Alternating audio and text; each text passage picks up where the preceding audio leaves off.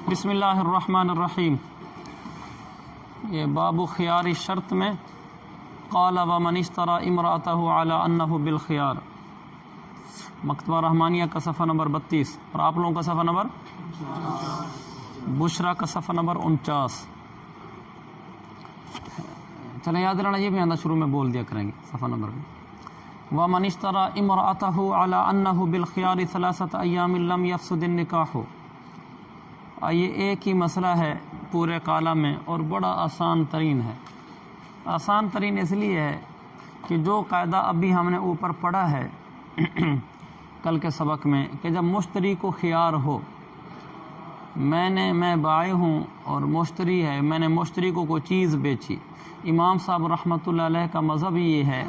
کہ وہ چیز بائع کی ملک سے تو نکل گئی، آگے اختلاف ہے۔ امام صاحب کے نزدیک وہ مشتری کی ملک میں داخل نہیں ہوئی، صاحبین کے نزدیک وہ مشتری کی ملک میں داخل ہو گئی، یہ اختلاف ہے نا۔ اب اسی اختلاف پر آگے مسائل کے استنباط میں استخراج میں فرق پڑتا چلا جاتا ہے، کئی مسائل میں پھر فرق پڑ جائے گا۔ دیکھیں، من اشتری امرأتہ علی انہ بالخیار، ایک آدمی نے اپنی بیوی خریدی، بیویاں بھی خریدی جاتی ہیں، علی انہ بالخیار کہ اس کو 3 دن کا خیار ہوگا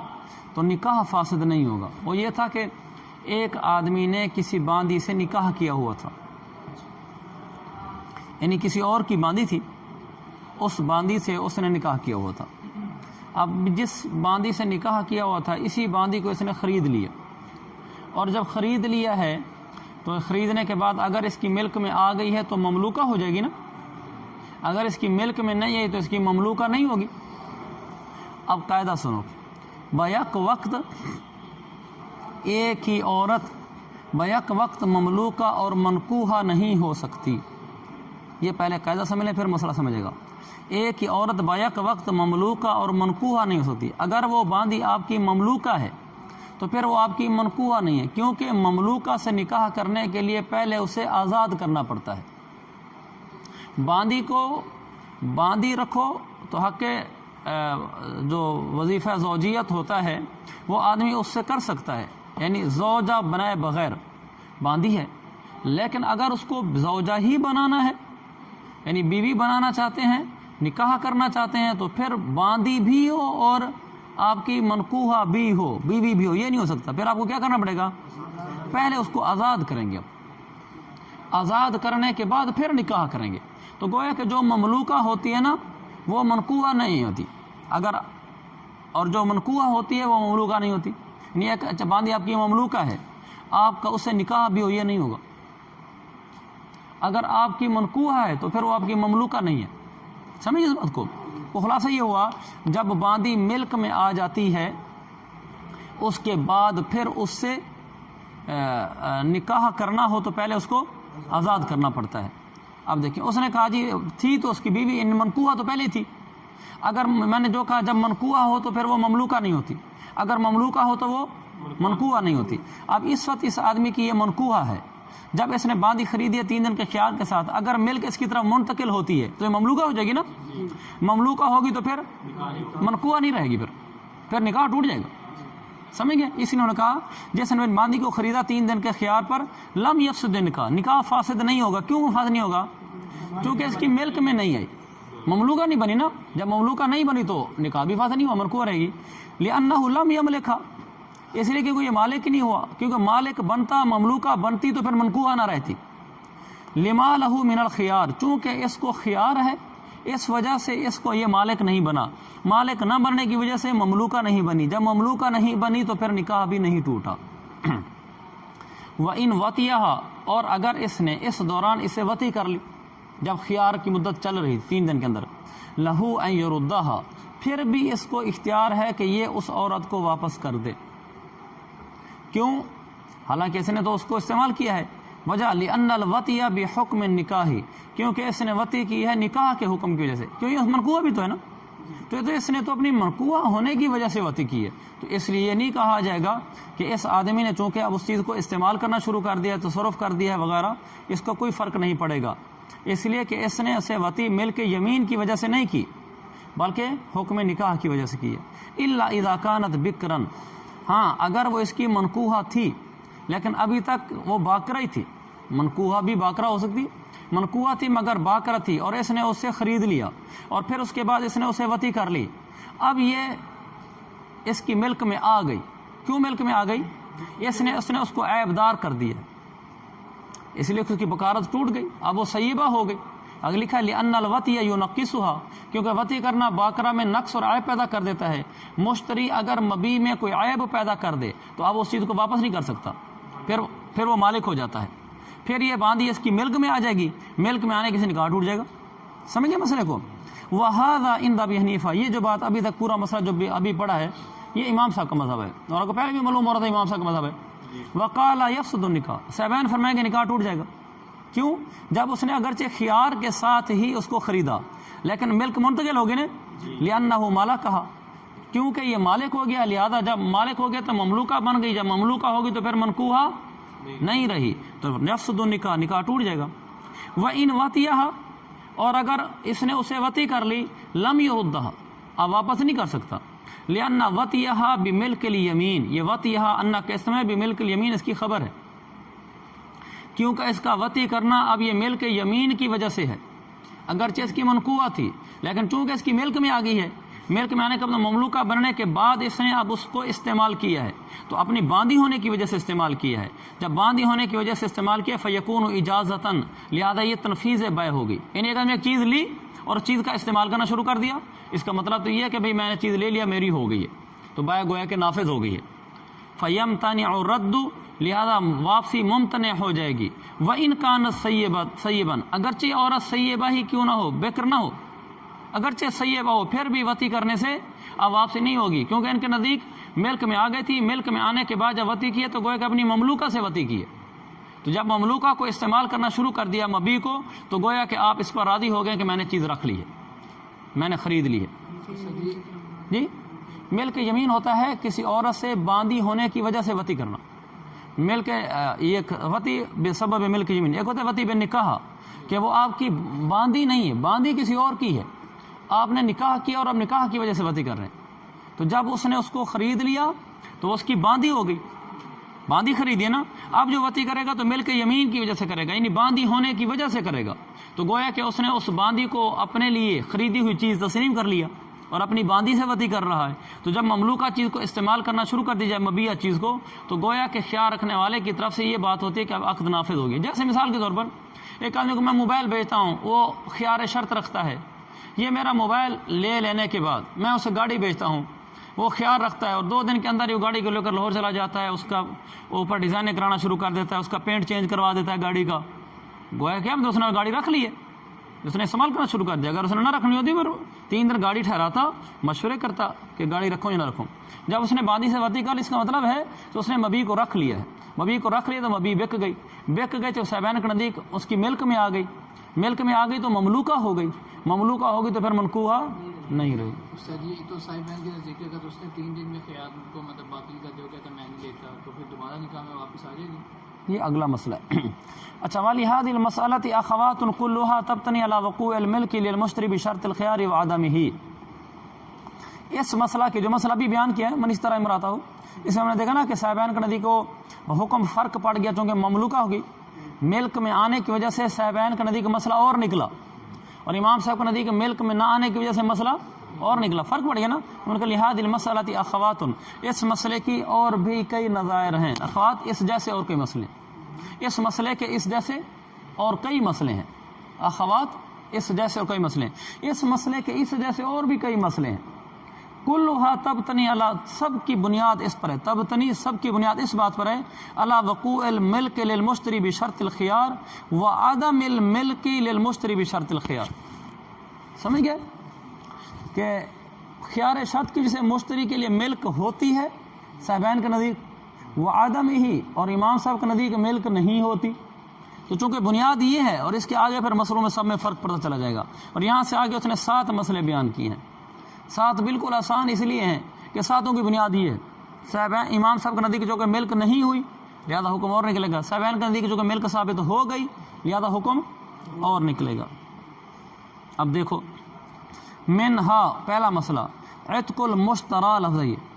منہا عتق المشترى، مشترى کی راہ کے اوپر کھڑی زبر ہے اب کیا کھڑی زبر ہے زبر ہے؟ دکھلاؤ ہاتھ رکھو. ہاں 2 نقطے نہیں. شاباش. یہ اصل میں اصل کی پہچان ہے، کیونکہ عربی گرامر کے لحاظ سے جو یا پڑھی جاتی ہے نا اس کے نیچے نقطے دیتے ہیں، جو نہیں پڑھی جاتی اس کو نیچے نقطے نہیں دیتے. چلے ومنہا عتق المشترا، ان میں سے ایک ہے مشترا کا مشتری پر آزاد ہو جانا. اذا کان قریبا له فی مدت الخیار، جب وہ مشترا مشتری کے لیے قریبی رشتہ دار ہو تو اس مشترا کا آزاد ہو جانا فی مدت الخیار. فی مدت الخیار متعلق ہے عتق المشترا کے مصدر عتق کا. مشترا کا مدت خیار میں آزاد ہو جانا جب کہ وہ مشترا مشتری کے قریب ہو. اس مسئلے کی تشریح کی ضرورت نہیں ہے، ہاں گزر گیا. اس میں امام صاحب رحمۃ اللہ کے نزدیک وہ آزاد نہیں ہوگا اور صاحبین کے نزدیک آزاد ہو جائے گا. اچھا ومنہا دوسرا مسئلہ عتقہ، اس عتق المشترا منہ عتقہ اذا کان المشتری حلف ان ملکت عبدا فهو حر. اس میں ایک یہ ہے اسی مشترک آزاد ہو جانا جب مشتری نے یہ قسم کھائی ہو کہ اگر میں کسی غلام کا مالک ہوا تو وہ آزاد ہوگا. تو اس صورت میں امام صاحب کے نزدیک چونکہ مالک نہیں ہوا لہذا آزاد نہیں ہوگا، اور صاحبین کے نزدیک چونکہ مالک ہو گیا ہے آزاد ہو جائے گا. آسان ہے نا؟ بخلاف میں نے اس سارے مسئلے ایسے ہیں، یہ آسان ہے. بخلاف ما اذا قال ان اشتریت عبدا فهو حر، برخلاف اس کے کہ اگر اس نے یوں کہا کہ اگر میں نے غلام خریدا تو پھر وہ آزاد ہے. اس میں تو پھر صاحب کے نزدیک آزاد ہو جائے گا کیونکہ خریدنا تو صاحب کے نزدیک ثابت ہے نا. فلأنه يصير كالمنشئ للعتق بعد الشراء فيسقط الخيار ويعتق اجماعا، کیونکہ اب یہ ایسے ہو گیا کہ جیسے عتق کو اب ایجاد کر رہا ہو خریدنے کے بعد، یعنی خریدنے کے بعد گویا کہ اب یہ اس کو آزادی دے رہا ہے، لہذا خیار اس کا ساقط ہو جائے گا اور یہ بالاجماع آزاد ہو جائے گا. اس لیے کہ جس چیز کو کسی شرط سے معلق کر دیا جائے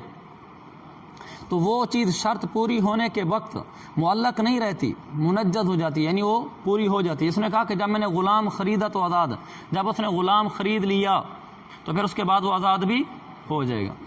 ومنہا، اور ایک مسئلہ یہ ہے ان حید المشترات فی المدت لا یجتدئ به فی الاستبراء عنده ما یجتدئ. ایک مسئلہ یہ کہ باندھی مشترات، جو یہ سارا وہی چل رہا ہے جو باندھی خیار کے ساتھ خریدی گئی ہے اور مشتری نے خیار رکھا ہوا ہے. باندھی مشترات کا حیض مدت خیار کے اندر لا یجتزع به، یہ کافی نہیں ہوگا. فی الاستبراء، استبراء کے اندر امام صاحب کے نزدیک اور صاحبین کے نزدیک کافی ہوگا. مسئلہ یہ کہ جب کوئی آدمی کسی باندھی کو خرید کے لاتا ہے، خرید کر لانے کے بعد پھر ایک دفعہ حیض اس کو آتا ہے، اس کو کہتے ہیں اب یہ استبراء ہوا ہے. تو جب تک استبراء نہ ہو وہ وطی نہیں کر سکتا. اسی مدت خیار کے اندر اس کا حیض آ گیا. اب یہ حیض چونکہ خریدنے کے بعد آیا ہے، امام صاحب کا نزدیک چونکہ باندھی اس کی ملک میں نہیں ہے اور ملک میں آنے کے بعد استبراء ہوتا ہے، لہذا یہ استبراء کافی نہیں ہوگا، یہ والا حیض استبراء کے لیے کافی نہیں ہوگا. یعنی اب اس کو ایک اور حیض پورا کروانا پڑے گا. اور صاحبین کا نزدیک چونکہ خریدنے کے بعد ہی ملک میں آ گئی تھی اور ملک میں آنے کے بعد حیض آنا ضروری ہوتا ہے، تو گویا کہ یہ ملک میں آنے کے بعد حیض ہوا ہے. سمجھے اس بات کو؟ ہاں اب استبراء ان کا نزدیک ہو جائے گا. بولو ردت بحکم الخیار الى البائع لا يجب علیہ الاستبراء عنده. اب اس کا فرق کیسے ظاہر ہوگا؟ ایک فرق اور بھی اس میں ظاہر ہوگا. ایک تو یہ ہوگا بولو ردت بحکم الخیار، اگر خیار کے حکم کی وجہ سے یہ بائع کے پاس واپس لوٹا دی گئی، یعنی مشتری نے کہا جی میں نہیں رکھتا، لا یجب علی البائع الاستبراء عنده، امام صاحب کا نزدیک بائع کے اوپر استبراء واجب نہیں ہے، اس لیے کہ وہ اس کی ملک سے نکلی نہیں تھی. یا تو اس کی ملک سے نکل کر ان کی ملک میں گئی ہوتی تو اب جب دوبارہ اس کے پاس آ رہی ہے بائع کے پاس، گویا کہ دوسرے کی مملوک باندھی آ رہی ہے. جب دوسرے کی مملوک باندھی آ رہی تو پہلے استبراء کرانا چاہیے. امام صاحب کے نزدیک چونکہ بیچنے کے باوجود بھی اس کی ملک سے نہیں نکلی تھی کہ اپنی ملک میں تھی، لہذا جب دوبارہ اس کے پاس آئی ہے تو اب امام صاحب کے نزدیک اس بائع کو استبراء کرانے کی ضرورت نہیں. یہ ایسے جیسے اس نے باندھی کسی کے پاس امانت رکھا ہوئی ہے پھر واپس لے لی ہو. وَإِنْدَهُمَا يَجِبُ، اور ان کے صاحبین کے نزدیک استبراء واجب ہوگا اذا ردت بعد القبض، جب قبضے کے بعد واپس کی گئی ہو، یعنی مشتری لے کر قبضہ لے کر چلا گیا اور پھر اس نے خیار کی وجہ سے باندھی واپس کر دی. اب امام صاحب کے نزدیک چونکہ یہ اس کی ملک سے باہر نکلی ہی نہیں تھی، کسی اور کی مملوکہ تو بنی نہیں، چونکہ دوسرے کی مملوکہ نہیں بنی تو جب اپنے پاس آئے گی تو دوسرے کی مملوکہ باندھی نہ ہو تو استبراء کی ضرورت نہیں ہوتی. اگر کسی اور کی مملوکہ باندھی آپ کے پاس آئی تو پھر استبراء کراتے ہیں. اس لیے امام صاحب کے نزدیک تو استبراء نہیں ہوگا، لیکن صاحبین کے نزدیک ہوگا، اس لیے کہ وہ جو ہے کہ جو دوسرے کے پاس چلی گئی تو اس کی مملوکہ ہوگی تھی نا. تو اب اس کے پاس بائے کے پاس دوسرے کی مملوکہ باندھی آئی ہے، جب دوسرے کی باندھی ہے تو پہلے استبراء کرانا پڑتا ہے۔ اس میں تو ہم نے پیچھے پڑھا تھا کہ امام ابو حنیفہ کے نزدیک وہ بائے کی ملک سے نکل جاتی لیکن مشتری کی ملک میں داخل نہیں ہوتی۔ تو دوسرے کی مملوکہ تو نہ بنی نا، تو لیکن آپ تو کہہ رہے ہیں کہ وہ امام ابو حنیفہ کہہ رہے ہیں کہ اس کی ملک سے نہیں نکلی، پھر بائے کی ملک میں ہی ہے واپس۔ ہاں ملک سے نہیں نکلی تو لفظ سے زبان سے نکل گیا، اصل یہ یوں ہے کہ دوسرے کی ملک میں نہیں آئی، یعنی مملوکہ نہیں بنی کسی اور کی، کیونکہ جب دوسرے کی مملوکہ باندھی آپ کے پاس آتی ہے پھر استبراء کرانا ہوتا ہے۔ جب یہ باندھی واپس آئی ہے کسی کی مملوکہ باندھی تو آپ کے پاس نہیں آئی، یہ اس لیے کہ اگلے کی ملک ثابت ہی نہیں ہوئی تو لہٰذا استبراء نہیں ہوگا۔ اچھا ومنها اذا ولدت المشترات فی المدت بالنکاح، بالنکاح ولدت کے متعلق ہے، ای ولدت بالنکاح، جب مدت کے اندر خریدی ہوئی باندھی یہ نکاح کی وجہ سے اس نے بچہ جان دیا تو یہ ام ولد نہیں ہوگی لہو اس مشتری کی، امام صاحب نزدیک صاحبان کے برخلاف، کیونکہ ام ولد کس کو کہتے ہیں؟ جب کسی کی اپنی مملوکہ باندھی اس کی وطی کرنے سے بچہ جن دے، ایک آدمی کی اپنی مملوکہ باندھی ہے اور اس مالک نے اسے وطی کی، اس وطی کے نتیجے میں بچہ جنا گیا تو اب یہ باندھی اس کی ام ولد ہو جائے گی۔ یہاں جس مشتری نے جو باندھی خریدی تھی، مشتری نے پہلے اسے نکاح کیا ہوا تھا،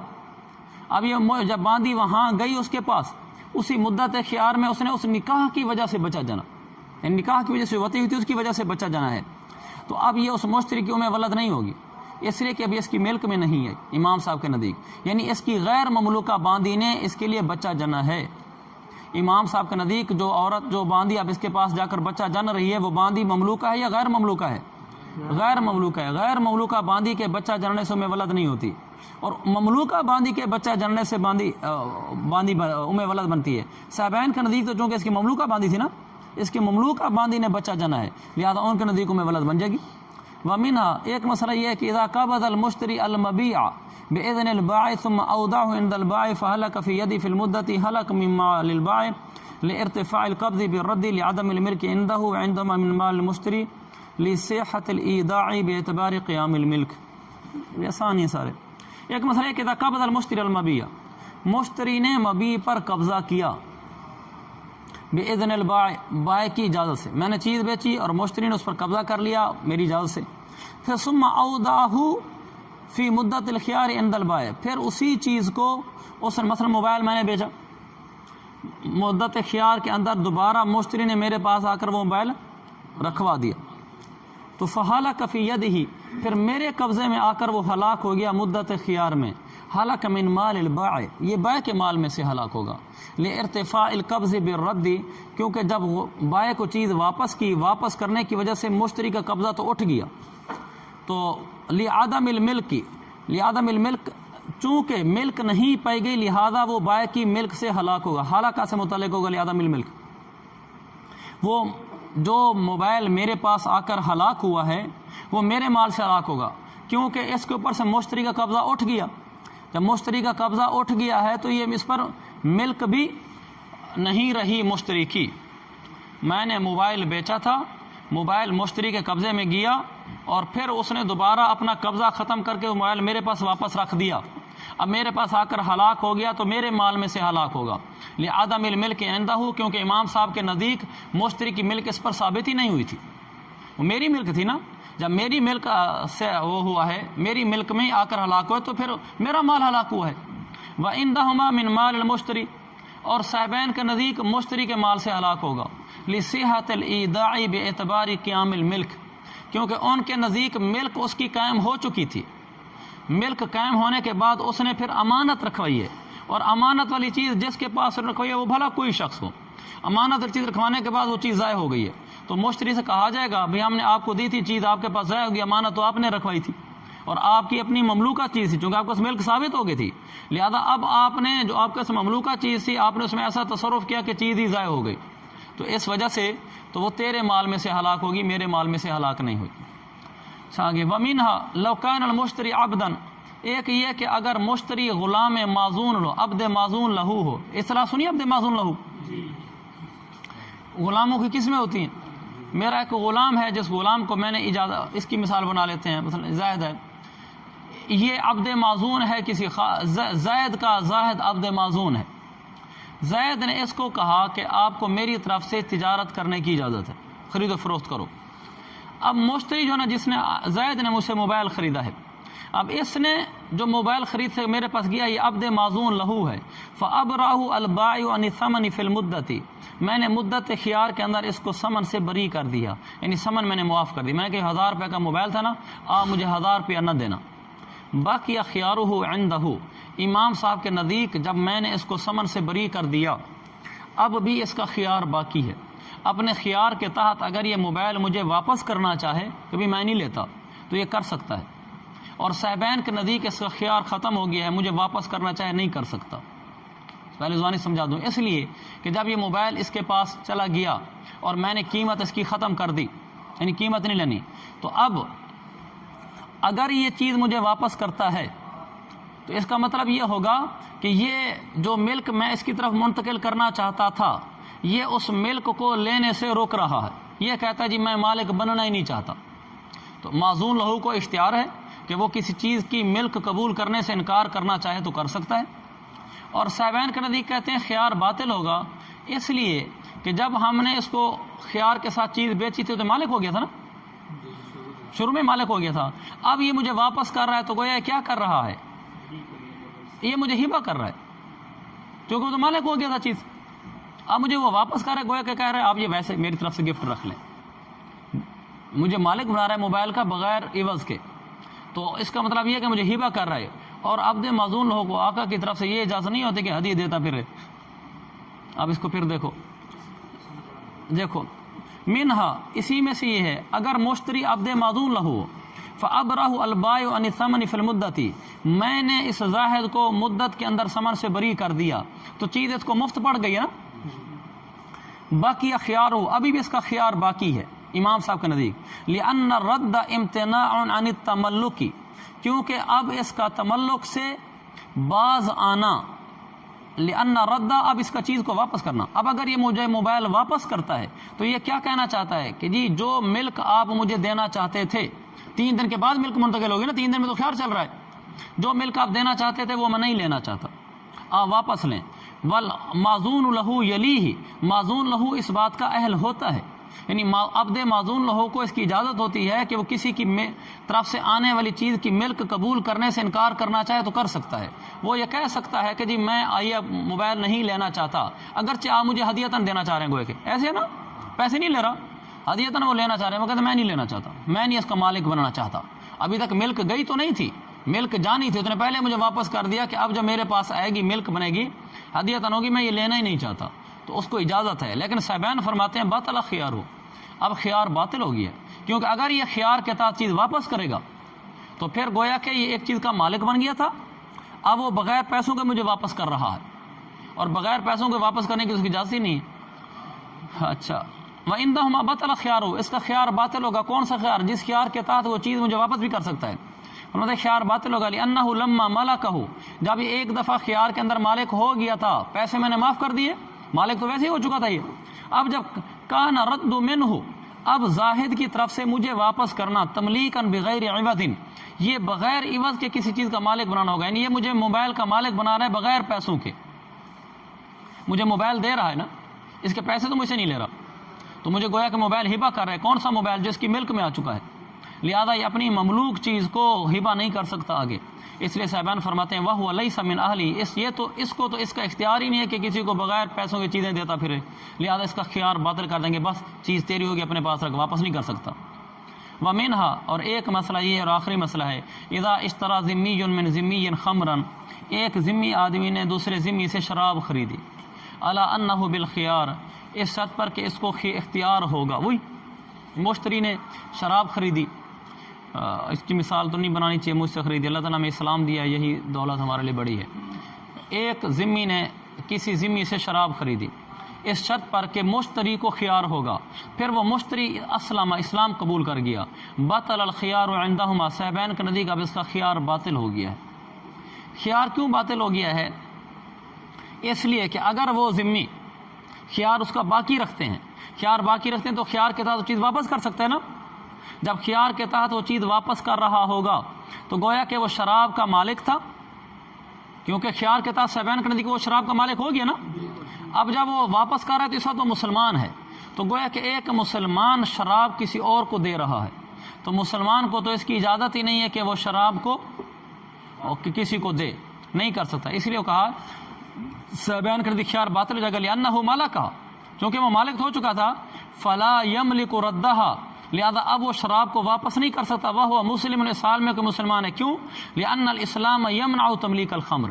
اسلام اس سے منع کرتا ہے کہ آپ شراب کا کسی کو مالک بنائیں۔ آپ تو مالک بن چکے تھے خیار کی مدت کے اندر، اب آپ واپس کر رہے ہیں بیع کو، گویا کہ آپ شراب کا کسی کو مالک بنا رہے ہیں، کیونکہ آپ تو مالک بن چکے تھے، اس کی اجازت نہیں ہے۔ اور امام صاحب کا نزدیک یبطل البیع، بیع ہی باطل ہو جائے گی۔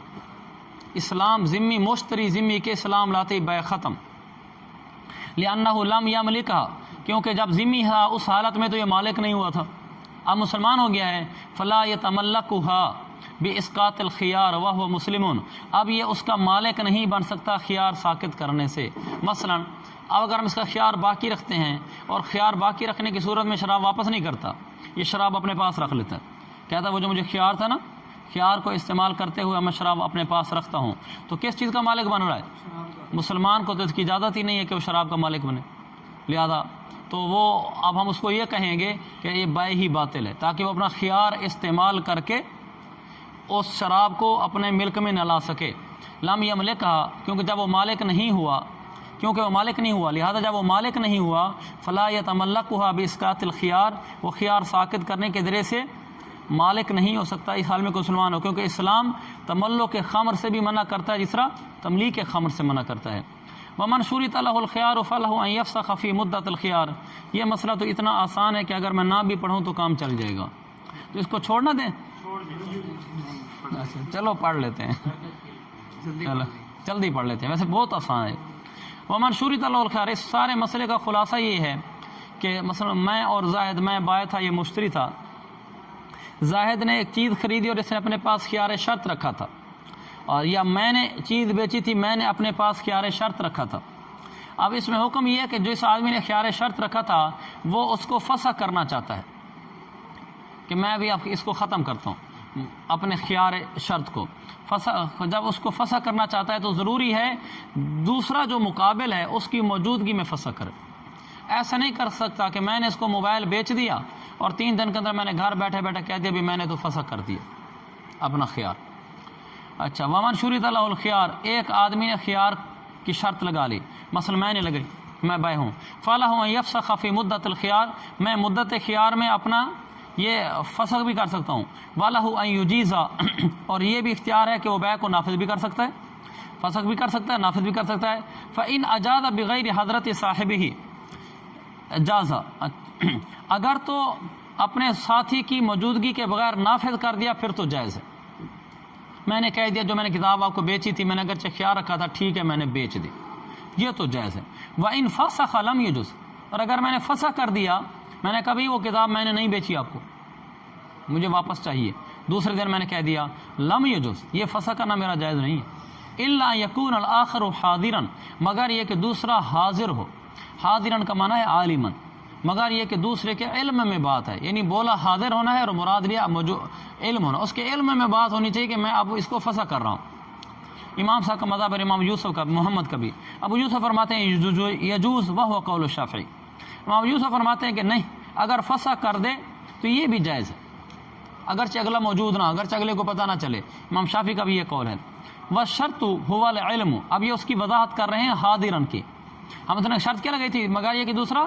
حاضر ہو، وہ کہہ رہے ہیں نہیں، شرط حاضر ہونا نہیں ہے، شرط علم ہونا ہے، اگلے کو علم ہو کہ میں نے فسخ کر دیا۔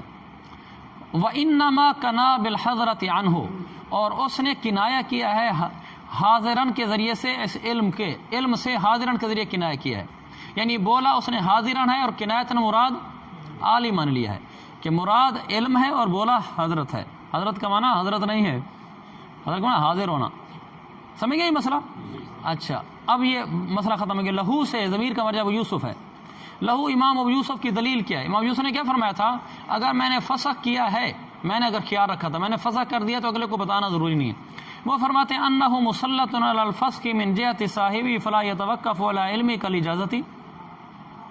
ان کی دلیل یہ ہے کہ انہ من شرط الخیار مسلط علی الفسق، جس کے لیے خیار مشروط تھا، مثلا میں نے خیار شرط رکھا تھا نا، انہ مسلط علی الفسخ من جہت صاحبی، خیار شرط رکھنے والا شخص اس کو قدرت دی گئی ہے، مسلط اس کو قدرت دی گئی ہے فسخ کرنے پر اپنے ساتھی کی طرف سے، یعنی مجھے میرے اپنے ساتھی زاہد کی طرف سے جس کے ساتھ میں نے معاملہ کیا ہے مشتری، مجھے اس کی طرف سے ہی اس کے فسخ کرنے پر قدرت حاصل ہے۔ کیسے قدرت حاصل ہے کہ جب میں نے اس کو کہا بھی میں خیار شرط رکھ رہا ہوں تو اس نے آگے سے کیا کہا تھا، ٹھیک ہے بھائی، کیا مطلب، یعنی فسخ کرنا چاہو تو کر لینا۔ جب میں نے خیار شرط رکھا اور اس نے خیار شرط آگے قبول کر لیا تو اس نے مجھے قدرت دے دی نا اس بات کی کہ میں اگر اس کو کل فسخ بھی کرنا چاہوں تو کر سکوں، تو مجھے تو خود اس کی طرف سے قدرت دی گئی ہے کہ بھائی اس کو توڑنا چاہو تو توڑ دو۔ فلا یتوقف علی علم ہی، لہذا اس مشتری کی موجودگی پر، اس کے علم پر فسخ کرنا موقوف نہیں ہوگا۔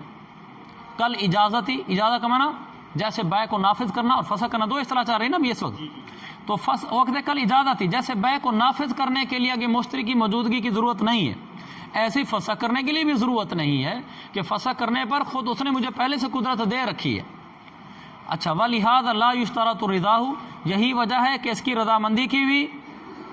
اجازت نہیں لی جاتی، یعنی اگر میں فسخ کرنا چاہوں تو مجھے اس کی رضامندی لینا تو ضروری نہیں ہے، میں اس کی رضامندی کے بغیر بھی فسخ کر سکتا ہوں۔ اس لیے فسخ کر سکتا ہوں اس کی رضامندی کے بغیر، گویا کہ اس نے اپنی رضا مجھے پہلے دے رکھی ہے کہ بھئی میری طرف سے اجازت ہے، میری طرف سے آپ کو قدرت ہے، توڑنا چاہو تو توڑ دو۔ لہذا اس بات سے پتہ چلا کہ اس کی موجودگی کے بغیر اور اس کے علم میں لائے بغیر میں کر سکتا ہوں، گویا کہ اس نے مجھے قدرت دے رکھی ہے کہ آپ توڑنا چاہیں تو توڑ دیں۔ وَصَارَ كَالْوَكِيلِ بِالْبَيْعِ، یہ بالکل ایسے ہو گیا،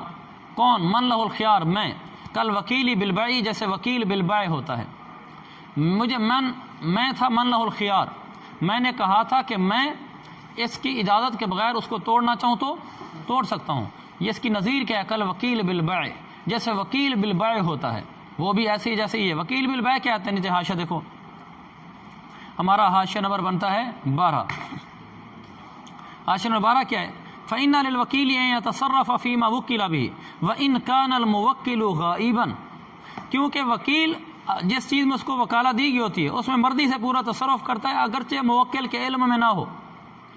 دیکھو ایک آدمی وکیل بالبیع ہے، میں اگر کسی کا وکیل بالبیع ہوں، جس آدمی نے مجھے وکیل بنایا ہے، جس نے مجھے قدرت دی ہے وکالت کی، میں اب اس وکالت کا تصرف کرنے کے لیے موکل کا علم یا اس کی موجودگی تو نہیں ڈھونڈتا پھروں گا، اس کو علم نہ بھی ہو پھر بھی اس نے مجھے کہا کہ جاؤ موبائل خریدو، میں بازار سے موبائل خرید کے لے آؤں گا، اس کو پتہ بھی نہیں لیا میں نے خرید لیا ہے۔ لما انہ مسلط من جہت الموکل فکذلک من لہ الخیار مسلط من جہت صاحبی، کہ جس طرح میں وکیل بالبیع، مجھے قدرت دی ہے اس کسی چیز کے بیچنے کی، مثلا مجھے میرے وکیل بالبیع ہے، مجھے میرے بائی نے کہا کہ جا یہ میرا موبائل بیچ کے آ، اس نے مجھے موبائل بیچنے پر قدرت دی ہے نا، اب اگر جب جا کر میں موبائل کو بیچوں گا تو میں اس کے علم میں تو نہیں لاؤں گا کہ جی میں اتنے کا بیچ رہا ہوں، کیونکہ جب اس نے مجھے کہا ہے بس یہ میں نے آپ کو دیا ہے جاؤ بیچ کرو، تو بڑے جتنے بزنس مین ایسے ہوتے ہیں چھوٹوں کہتے ہیں جاؤ اس ساری چیزیں بیچ کر وہ شام کو آتا ہے جتنے کی بکی، یہ تو نہیں کہ ہر چیز کے بیچنے کے وقت، اب تو فون کے زمانے میں فون کے نام پہلے اس کو بلاک کر رہا ہے، پھر دیکھ میں اتنے کی بیچ رہا ہوں، پر ایک چیز بیچ گئی اب دوسری بیچنے لگا، اب آ کے دوبارہ دیکھ یہ اتنے کی بک رہی ہے۔ تو وکیل بالبیع چونکہ بیع کے اوپر، بیچنے کے اوپر موکل کی طرف سے مسلط ہوتا ہے، موکل کی طرف سے قدرت دیا گیا ہوتا ہے، لہذا وہ قدرت استعمال کرتے ہوئے موکل کے علم میں لانا ضروری نہیں ہوتا۔ اسی طرح مجھے بھی بیع کے فسخ کرنے پر اس کی طرف سے قدرت دی گئی ہے، مجھے بھی بیع فسخ کرنے کے وقت اس کے علم میں لانا ضروری نہیں ہوگا۔ سمجھ گئے نظیر کو؟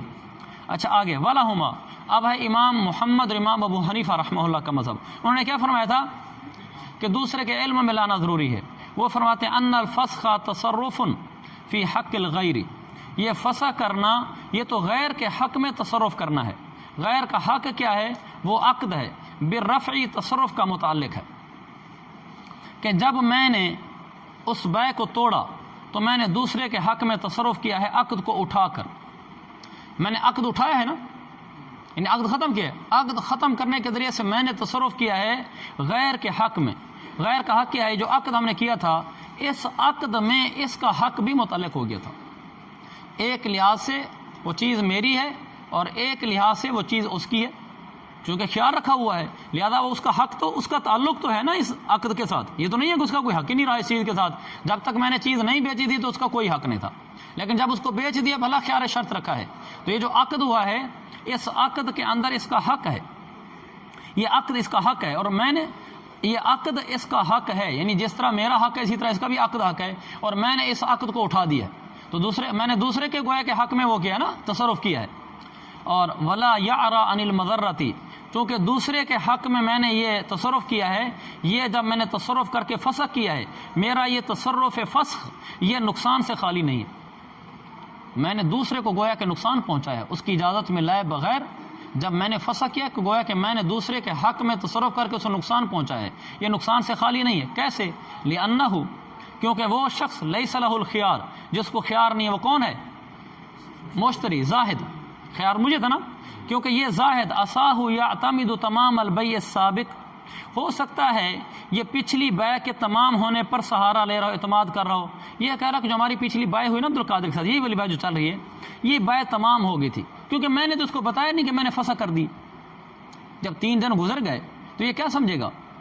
میں نے تو چونکہ بتایا نہیں بھائی مجھے خیار تھا، لہٰذا بیع تمام ہو گئی ہے، یہ کیا کرے گا؟ فَيَتَصَرَّفُ فِيهِ، لہٰذا یہ مبیع کے اندر تصرف کرے گا۔ ہو سکتا ہے اس کو توڑ دے، ہو جائے گندم تھی اس کو کھا جائے، کوئی بھی چیز ہوگی، یہ تو کہے گا میں نے تو فسخ ہونے کا بتایا نہیں، لہذا پتہ چلا کہ میری طرف سے اجازت ہے، تو یہ کیا کرے گا؟ اس میں تصرف کرے گا۔ گندم تھی مثلا، وہ کھا گیا، فَيَلْزَمُهُ غَرَامَةُ الْقِيمَةِ بِالْهَلَاكِ، اب اس کو لازم ہوگا قیمت کا تاوان ہلاک ہونے کی وجہ سے، سامان کا نہیں، قیمت کا تاوان ہلاک ہوگا، اس لیے کہ جب میں نے فسخ کر دی تھی تو چیز میری ملک میں آ گئی تھی نا، وہ تو چیز اس کی تھی نہیں، تو اس نے میری چیز کو کیوں کھایا ہے؟ لہذا جب میری چیز کو اس نے کھایا ہے تو اس کی قیمت دے بازاری، ہلاک ہونے کی صورت میں جیسے گندم تھی یہ کھا گیا۔ فیما اذا کان الخیار للبائع، جب خیار بائع کو ہو تو پھر مشتری کو نقصان ہوگا، یعنی اس کو نقصان ہوگا جس کے پاس خیار نہیں تھا۔ جیسے یہ نقصان اس کو ہوا کہ اس نے گندم استعمال کر لی، بعد میں نے کہا مجھے تو قیمت چاہیے، سامان نہیں چاہیے، کیونکہ میں نے تو بیع فسخ کر دی تھی، تو گویا کہ میری چیز ہو گیا، آپ نے میری چیز کیوں کھائی ہے، لہٰذا مجھے اس کی قیمت دو، اس کو نقصان ہوا نا، اس لیے کہ میں نے جی ہاں اسی کو ہوگا، جی ہاں۔ اگلی صورت آ رہی ہے او لا یطلب لسلعته مشتریا فیما اذا کان الخيار للمشتری، اور جب اس صورت میں جب خیار مشتری کو ہو تو اس صورت میں کیا نقصان ہوگا؟ او لا یطلب لسلعته مشتریا، یا پھر یہ ہوگا کہ یہ اپنے مشتری کے لیے، لا یطلب کا فعل ہے بائع اپنے سامان کے لیے کوئی مشتری نہیں ڈھونڈے گا اس صورت میں جب خیار مشتری کو ہو۔ دیکھیں میں نے اس کو چیز بیچی، یوں سمجھ لیں ریمنڈ کا اجتماع چل رہا ہے جہاں بازار ہی ٹوٹل 3 دن لگتا ہے، تو میں وہاں وہ چیزیں ایسی چیزیں جو صرف ریمنڈ کے اجتماع میں بکتی ہیں، ایسی ہوتی ہیں نا بعض چیزیں، جیسے مثلا پرالی بکری ہوتی ہے، وہاں لوگ لے جاتے ہیں اپنے بستروں کے نیچے بچھاتے ہیں، پرالی کے گٹھڑ بکتے ہیں نا، پرالی جانتے ہیں، نیچے والا خشک گھاس ہوتا ہے، وہ خشک گھاس وہاں بک رہا ہوتا ہے، لوگ نرم جگہ اپنے کرنے کے لیے اپنے نیچے بچھا لیتے ہیں، وہ تو بکتے ریمنڈ کے دنوں میں ہے، آگے بھی مجھے اس خوش گھاس کو کس نے لینا ہے، اور تو ٹکے بہو بکے گا، وہاں تو ذرا صحیح چیز بک رہی ہوتی ہے۔ تو کئی چیزیں ایسی ہوتی ہیں جو وہاں وہیں بک رہی ہوتی ہیں اور کہیں نہیں بکتی، ریمنڈ کا خاصہ ہوتی ہیں۔ تو ایسے موقع پہ جب میں نے خیار تھا مشتری کو، میں نے اس کو 2 گٹھڑیاں وہاں بیچ دی، اور اس نے خیال رکھا تھا کہ اچھا میں آپ کو 3 دن کے اندر بتاتا ہوں کہ میں نے خریدنی ہے کہ نہیں خریدنی، اور اس نے مجھے بتایا نہیں اور خیار فسخ کر دیا، یعنی میں نہیں خریدا۔ 3 دن بعد میں خوش ہوں کہ الحمدللہ میری چیز بک گئی، یہ 3 دن بعد جب اجتماع ختم ہوتا ہے مجھے آ کر کہتا ہے میں نے تو وہ خیار کے ساتھ فسخ کر دی تھی بھائی، وہ گٹھڑیاں پڑی ہیں ادھر ہی، اور میں تو اس کا کوئی گاہک ہی اور نہیں ڈھونڈا،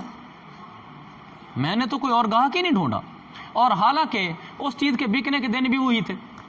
میرا تو نقصان ہو گیا نا۔ یہ لکھا ہوا ہے او لا یطلب البائع عبد القادر لا یطلب لسلعته مشتریا، یہ اپنے سامان کے لیے کوئی اور گاہک نہیں ڈھونڈے گا، وقد یکون المدت ایام رواج المبیع، اور کبھی جو مدت خیار ہے نا وہ اتنی ہوتی ہے جتنے دنوں میں مبیع کا رواج چل رہا ہوتا ہے، مدت خیار بھی 3 دن تھی، اور میرے جو مبیع کے چلنے کے دن تھے جس میں مبیع چل سکتا تھا وہ بھی ہوئی 3 دن تھے،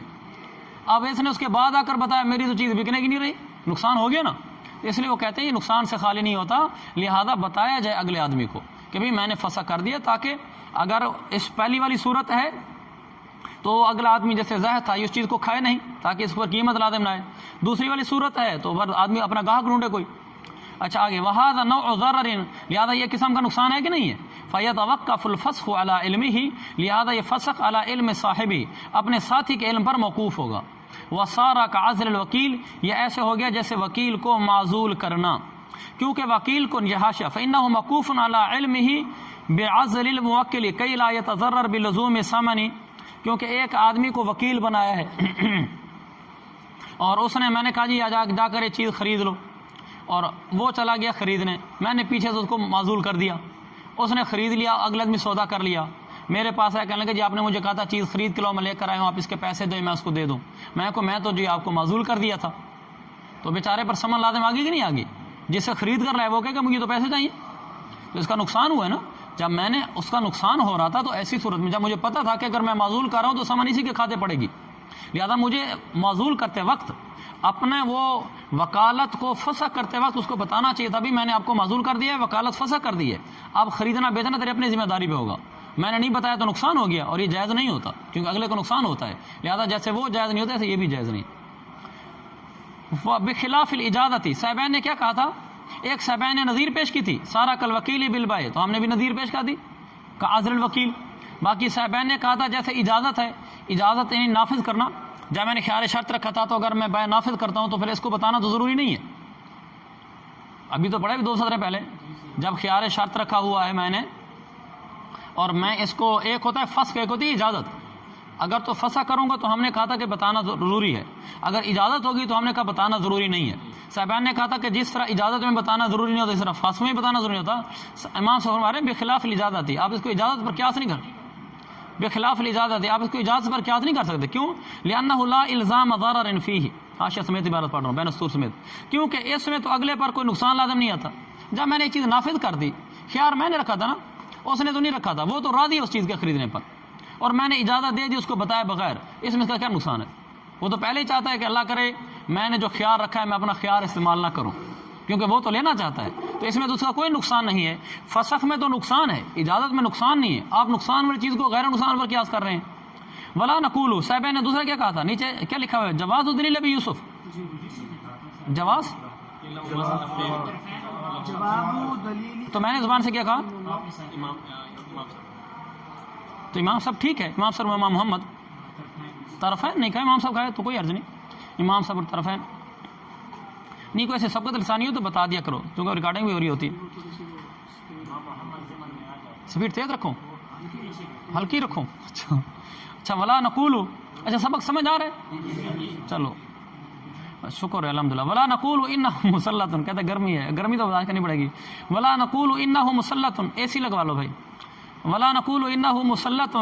تو اے سی کا ہمیں بھی فائدہ ہو جائے گا. اچھا ایسے چلو باتیں بڑھ جائیں گی، سب پڑھتے ہیں. ولا نقول کے نیچے جواز تو نہیں لکھا ہوا؟ جواز دلیل ابی یوسف، جواب ہمارے ہاں جواز لکھا ہوا تھا، ہم نے اس کو محنت سے جواب بنایا تھا. یہ جواز تو نہیں ہے تو جواب ہونا چاہیے. اچھا ولا نقول، یہ صاحب امام ابو یوسف رحمۃ اللہ نے دلیل دیتی کہ انہ مسلط، کہا تھا نا کہ زاہد کی طرف سے ہی مجھے قدرت دی گئی اس کے فسخ کرنے پر، وہ نے سمجھا دیا تھا. تو امام صاحب فرماتے ہیں، طرفین فرماتے ہیں ان کی دلیل کے جواب کے طور پر لا نقول انہ مسلط علی الفسخ، ہم یہ نہیں کہتے کہ یعنی میں جس کو خیار تھا مجھے قدرت دی گئی ہے فسخ پر، ہم یہ نہیں مانتے. کیف یقال ذالک، یہ بات کیسے کہی جا سکتی ہے کہ مجھے قدرت دی گئی اس کی طرف سے؟ وصاحبہ لا یملک الفسخ، خود میرا ساتھی زاہد جس کی طرف صاحبین نے کہا، امام ابو یوسف نے کہا تھا نا کہ زاہد مشتری کی طرف سے مجھے قدرت دی گئی ہے اس کو توڑنے کی، ایسے کہا تھا نا. امام صاحب فرماتے ہیں کیسے کہا جا سکتا ہے حالانکہ میرا ساتھی یعنی زاہد لا یملک الفسخ، یہ خود فسخ کا مالک نہیں ہے، یہ فسخ کر سکتا ہے عقد کو، اس لیے کہ اس کو تو خیار ہی نہیں، خیار تو مجھے تھا، یہ تو اپنی طرف سے اپنی جانب سے عقد لازم کر کے گیا تھا، اس لحاظ سے تو عقد لازم ہے، تو وہ خود اس عقد کو فسخ نہیں کر سکتا. جو آدمی خود فسخ نہیں کر سکتا وہ دوسرے کو فسخ کرنے کی قدرت کیسے دے سکتا ہے؟ یعنی ایک آدمی خود کسی چیز کا مالک نہیں ہے، جو جس چیز کے آپ خود مالک نہیں ہیں آپ کسی چیز دوسرے آدمی کو اس چیز کے مالک بننے کی قدرت دے سکتے ہیں؟ تو یہ جو امام یوسف نے فرمایا تھا کہ یہ مجھے فسخ کرنے کی قدرت دے رہا ہے، امام ابو حنیفہ رحمۃ اللہ علیہ فرما رہے ہیں یہ خود فسخ کرنے کی ملک نہیں رکھتا، فسخ کرنے کا مالک نہیں ہے. جس چیز کا مالک نہیں اس کا مجھے کیسے مالک بنا رہا ہے؟ یہ تو ہو ہی نہیں سکتا. ولا تسلیط فیما غیر یملکہ المسلط، فی غیر ما یعنی فیما لا یملکہ المسلط، آسان عبارت کرنا چاہیں فیما لا یملک المسلط، مسلط زاہد ہے نا، یہ مسلط تھا، میں مسلط تھا، یہ قدرت دینے والا تھا، مجھے قدرت دی گئی تھی. مسلط جس چیز کے اندر خود مالک نہیں ہے اس میں تو وہ کسی اور کو تسلیط، کسی اور کو قدرت دے ہی نہیں سکتا. سمجھ گئے اس مسئلے کو؟ ولو کان فسخ، آگے مسئلہ چل رہا ہے بس یہ ختم ہو گیا. ولو کان فسخ فی حال غیبت صاحبہ، اگر فسخ کیا تھا اپنے، مثلا میں نے فسخ کر دیا تھا، مجھے خیار تھا، میں نے کہا تھا اس کے علم میں ہونا ضروری ہے، اگر میں نے فسخ کر دیا فی حال غیبت، غیبت نہ پڑھتے رہنا، فی حال غیبت صاحبی، اپنے ساتھی مشتری زاہد کی غیر موجودگی کی حالت میں، وبلغہ خبر الفسخ فی مدت الخیار، میں نے کئی دفعہ کہا میں بعض بین السور سمیت عبارت پڑھتا ہوں تو آپ خود ہی سمجھ جایا کرو، وبلغہ خبر الفسخ فی مدت الخیار، مدت خیار کے اندر اس کو فسخ کی خبر پہنچ گئی، مثلا میں نے پہلے دن اس کو فسخ کر دیا، دوسرے دن اس تک اطلاع میں نے اپنے قاصد کے ذریعے پہنچوا دی کہ میں نے فسخ کر دیا ہے، تم الفسخ، اب فسخ تام ہو گیا، لیے حصول العلم بھی، کیونکہ اس فسخ کا علم تو اس کو حاصل ہو گیا ہے، اصل مقصود تو علم تھا نا، ولو بالغہ، اگر اس کو یہ خبر پہنچی زاہد کے پاس بعد مضی المدہ، میں نے پہلے دن فسخ کیا لیکن میرا قاصد چوتھے دن پہنچا، تم العقد بمضی المدہ قبل الفسخ، عقد تام ہو جائے گا مدت کے گزرنے کی وجہ سے، جو مدت کے اندر اندر میں نے اس کے علم میں نہیں لایا فسخ کرنا، لہذا فسخ سے پہلے جب مدت گزر گئی تھی، فسخ کب ہوا؟ چوتھے دن جب اس کو اطلاع ملی، اس سے پہلے مدت گزر گئی ہے تو لہذا عقد تام ہو گیا ہے۔